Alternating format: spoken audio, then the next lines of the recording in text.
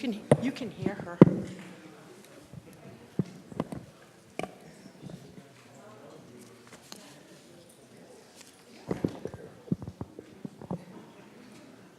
Councilmember Binsbacher?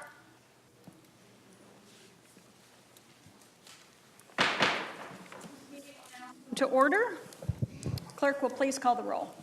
Mayor Carlett? Here. Vice Mayor Edwards? Here. Councilmember Patena? Here. Councilmember Binsbacher? Councilmember Finn? Here. Councilmember Hunt? Here. Councilmember Leone? Thank you. Good evening and welcome to the Peoria City Council special meeting of September 5th, 2017. We have 2 items on our study session agenda this evening, and we are going to begin with joint presentation regarding the interests of the Peoria Police Officers Association and the City Council. I'm going to turn it over to Mr. Tyne. Great, thank you, Mayor and Council, and good evening. As you recall, the city does enter into negotiations with its various labor associations with regard to their memorandum of understanding. So that is essentially a contract regarding such issues as compensation levels, working rights, disciplinary process, and the items like that. And in the current year, we are scheduled to begin our deliberations with 2 of the labor associations, and they include the Peoria Police Officers Association, as well as the American Federation for State, County, and Municipal Employees. And as part of that process here at the City of Peoria, the City Council saw fit to allow for all the different groups to express their interests as we begin this process. And that's a great opportunity for the council to hear unfiltered directly from the different groups, including the management of your city, as well as these associations, to hear specifically what those interests are as we begin the process. So with that, we do actually begin with Laura Ingenierie, our Human Resources Director, who can speak a bit about the process and then talk a bit about the management interests at this point. Thank you. Well, good evening, Mayor and Council. Before we get into the interests of the city, as well as the interest of the employer organizations, I wanted to go through the process a little bit with you and the city code and some of the next steps. First, just a reminder that there's no federal or state law that requires that we do a meet and confer. Our meet and confer process is dictated by our city code, specifically Chapter 6, and it identifies 3 areas of negotiation items, so wages, hours, and conditions of work. We have 4 employee organizations that are covered by our city code, 2 that we're discussing tonight, like Jeff mentioned. Peoria Police Officers Association, they represent 158 police officers, and their 2-year memorandum of understanding expires June of next year. And we're also going to talk with the American Federation of State and County Employees this evening. They represent 452 positions, and those positions that they represent vary. There are things like automotive technician, code compliance officer, custodian, equipment operator, some of those type of positions. And they are in a 3-year memorandum of understanding that expires in June of next year as well. And then just a reminder of the roles. Of course, you will provide guidance and direction to us. You decide what's important and why. Give us some priorities and objectives for outcomes. And then we go and negotiate your priorities, figure out a way to implement your priorities. We communicate your interests to the labor negotiators, and we explore how those interests can be met, as well as their interests can be met. That's our responsibility. These are the action steps, and these are all dictated by city code. City code requires that by September 1 that the employer organizations present their interests to us in a written form. Both of those employer organizations did that by September 1. The joint presentation then occurs, and that's tonight, September 5th. And then by September 15th, we have to respond formally to the employer organizations with our formal interests that we're going to go over with you tonight. And then within 10 days, we begin formal negotiations. We may begin a little bit quicker than that, but we, by code, have to do that within 10 days. And then also by code, negotiations must end no later than December 15th. If we don't have an agreement by December 15th, there's some things in code that we can do, including mediation, and if that doesn't work or is not requested, then we will come back to you to resolve some of the issues. And like Jeff mentioned, this study session was put in city code back in 2014, specifically at the request of employer organizations. They wanted to make sure that their interests were heard personally to you, and so that's why we're here tonight. There's no action required. However, the information that you gain tonight from these employee organizations is certainly something that you may want to consider when you give us direction in executive session. So here are our interests. First and foremost, we want to make sure we have high-performing employees. We believe we are an employer of choice, and we want to maintain that status. So that is our first priority when we look through and we go through negotiations. And we think it's important to the council as well as the citizens that we have well-trained and competent employees. They're highly skilled and motivated. We want the best and the brightest. So that's our first priority. And of course, with that, we've got to make sure that we pay attention to the finances. So we want to make sure that we are careful with finances and we sustain the core services. So those are the two priorities for us. The last three down on the bottom are also very important, but they're more process issues. So of course, we want to be mutually respectful and positive. We have some great relationships with these employee organizations, and we intend to continue that. We want to be collaborative and solve problems. We want a process that's transparent, has a lot of integrity, has some good ground rules, and that we regularly communicate with you as well as with them.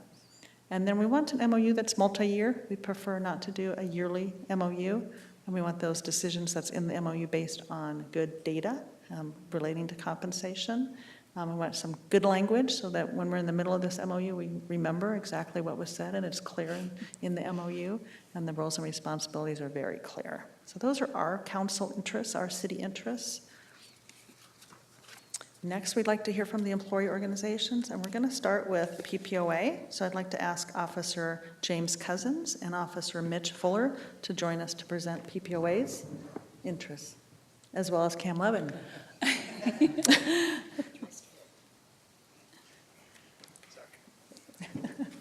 You switched me at the last minute.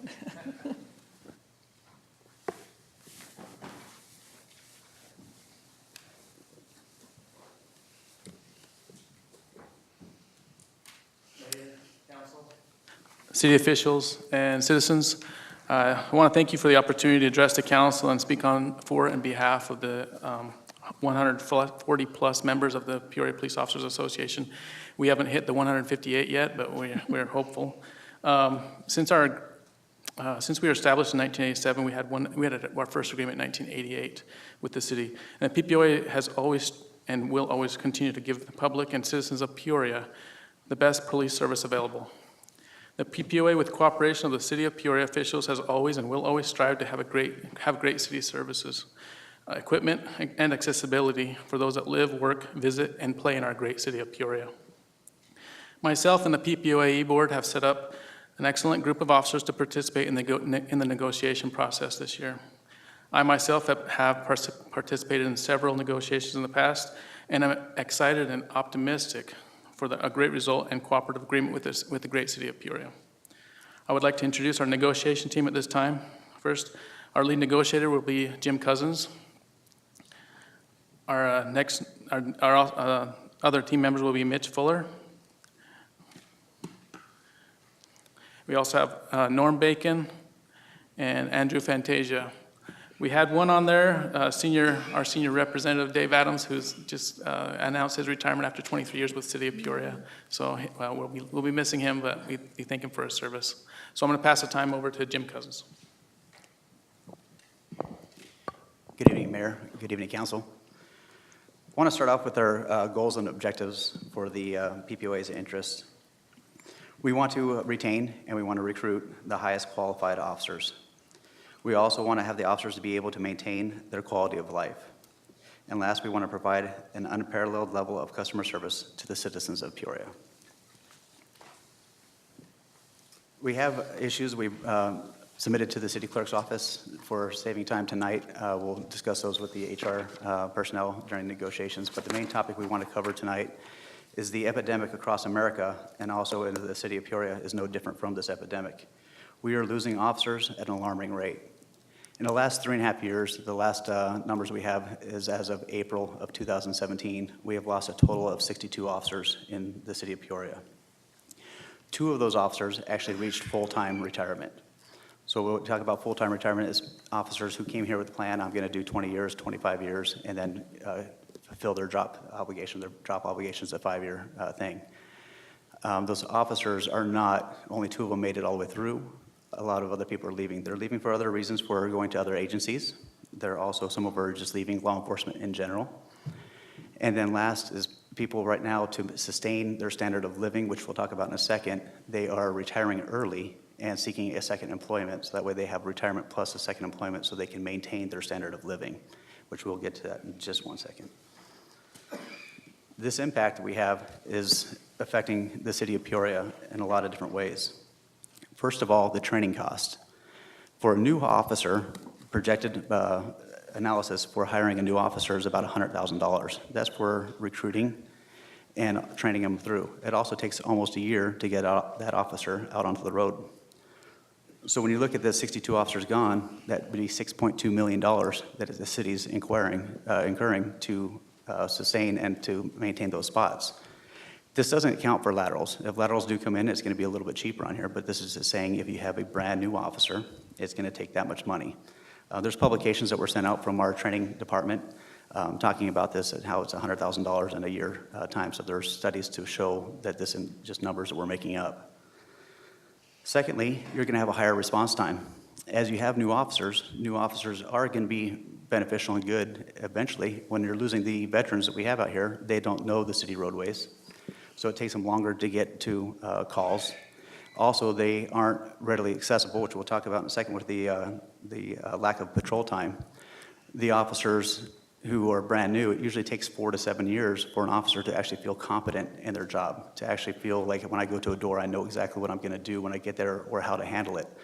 So when you have a brand new officer, it's going to take them a while to get up to that level, which means they're going to be writing reports more, taking longer to book people in jail, which means they're not patrolling as much. When you have higher patrol time, then you're also going to have your increased crime rates.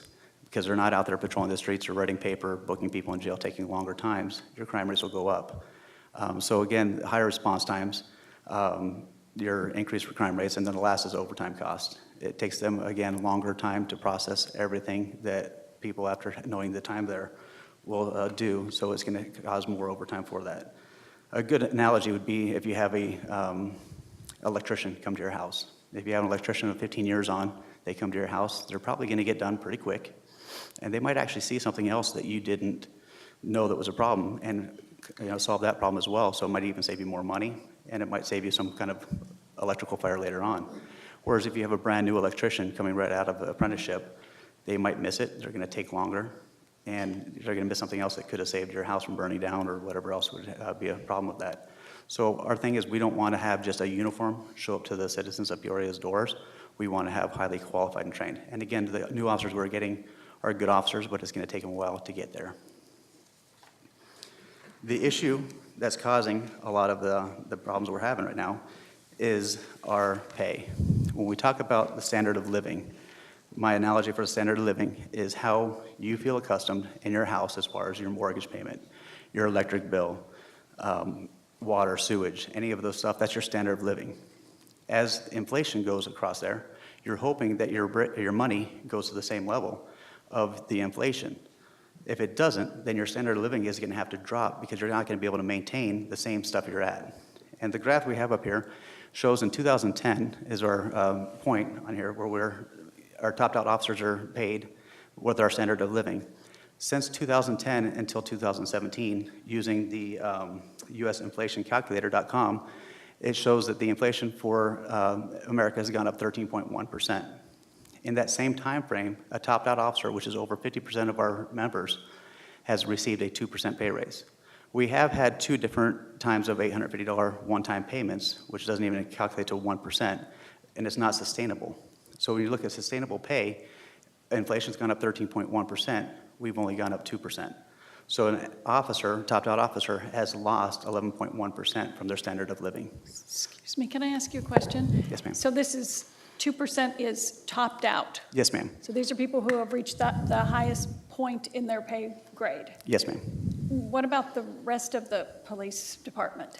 Okay, we do have an 8-step program. So you start off when you come out of the academy at step 1, and you'll go up to step 8. It should take 8 years. With the economic times, it could change. rates could be frozen or put in place and kept there. So it might take longer than just the 8 years to get up there. Again, this is over 50% of our members are topped out, so this is what is affecting at least 50% of our members, which are your people who are leaving. They're leaving early because they're, hey, where can I go to get money to maintain that standard of living I'm used to because I took 11.1% cut from the inflation.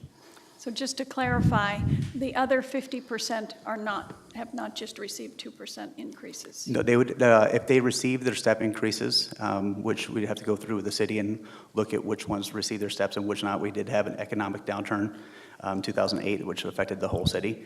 It has not gone up. So those have gone up their step increases, which is about a 5% increase.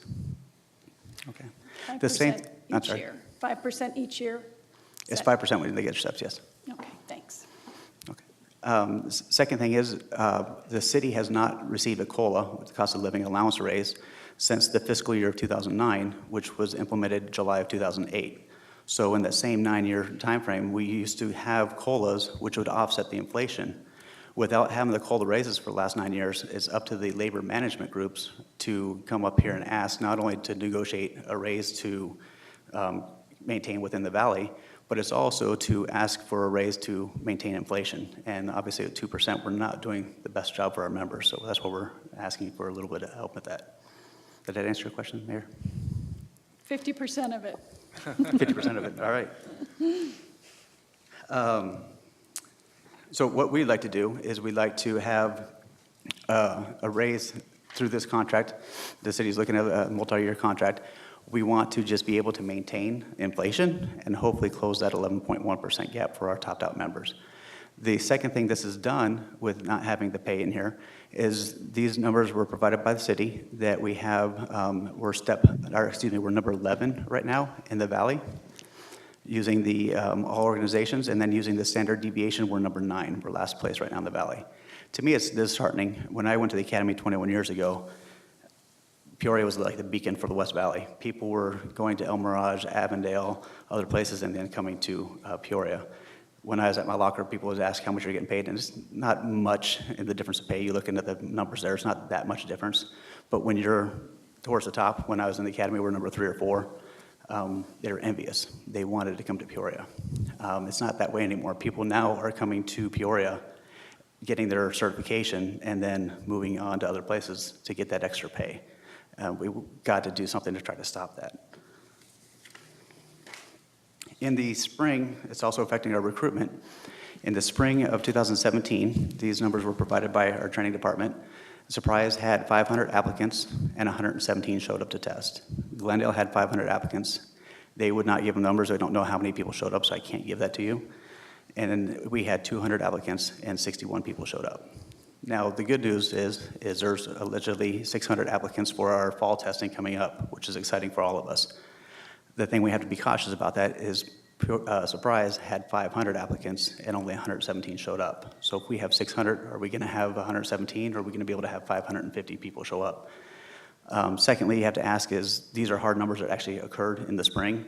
Why are our sister agencies of Surprise and Glendale that border us, why do they have 2.5 times the amount of people applying for their city than us? That should be a little question saying, why aren't we that beacon still for other people to look at? So that's what we're looking at, trying to get our pay up there so we can be more attractive to other people. In conclusion, again, what we want to do is we want to retain the highly qualified officers that we have here. We want to maintain the quality of life the officers and their families are accustomed to without losing the standard of living.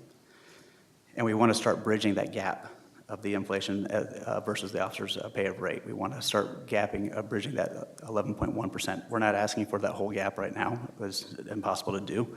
But we don't want that gap to get any bigger. We'd like to either maintain the gap or close the gap if we could.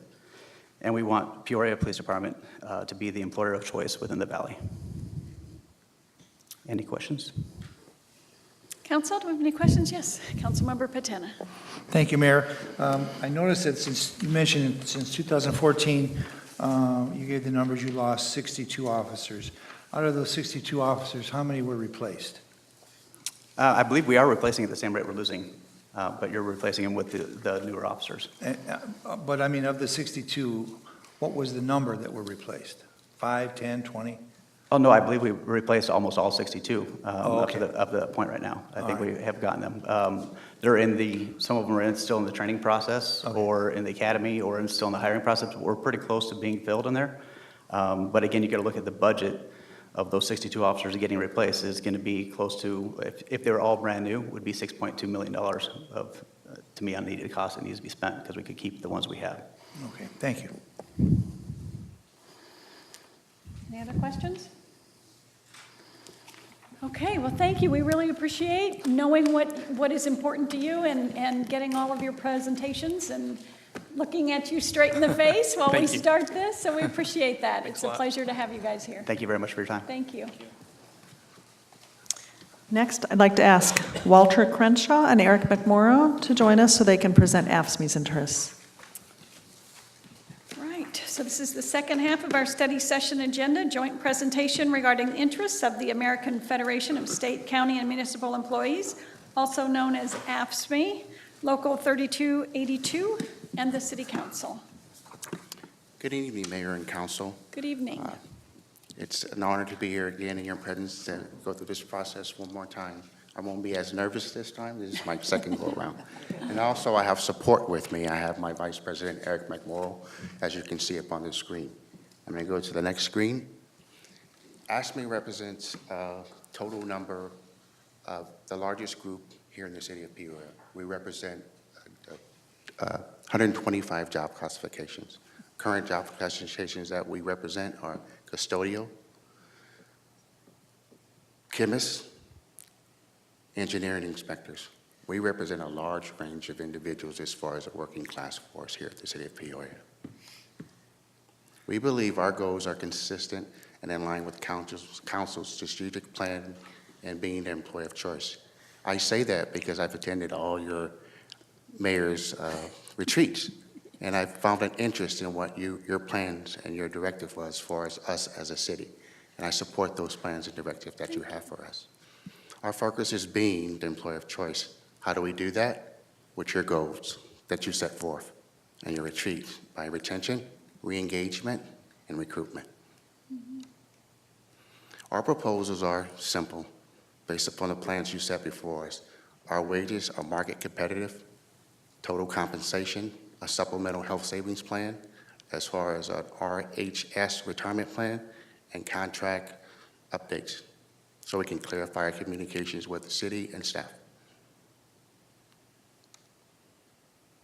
Our mission as AFSCME here in the city of Peoria, we're public safety workers working hard to keep Peoria safe. Any questions? Thank you. Council, any questions? I have one question. On your previous slide, you said contract updates. Yes, ma'am. How did you mean that? We have some language that we possibly need to clear up as time permits. As you noticed, we talked about structuring how we communicate with you and council to be informed on what we do. The same thing in our languages. There's some language that is currently outdated in how we communicate today. Okay. All right. So an administrative. Yes, ma'am. Okay. Good. Well, that was very fast, and I don't see any questions here. Do you have any further information you'd like to present to us? Just keep it simple. Keep it simple. All right. Well, thank you very much. Thank you. We look forward to working with these two groups, and we're available to answer any questions you may have of us. Okay. Council, do you have any questions for staff? Seeing none. Mr. Tyne, anything else? Okay. Thank you. We are adjourned.